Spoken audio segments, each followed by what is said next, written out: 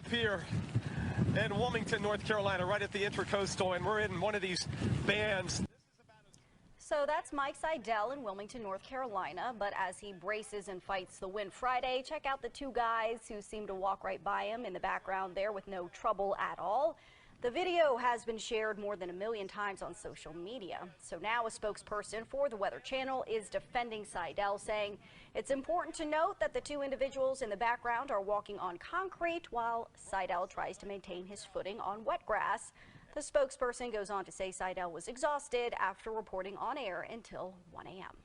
Today, a big group of law enforcement with swiftwater rescue boats heading out far east, Bill, into the most extreme parts of eastern North Carolina and the Outer Banks there. Talked to some folks out there who said they never see anything like it. They are completely cut off, homes destroyed, boats tossed into front yards, except we just can't show you those pictures because we can't get there either.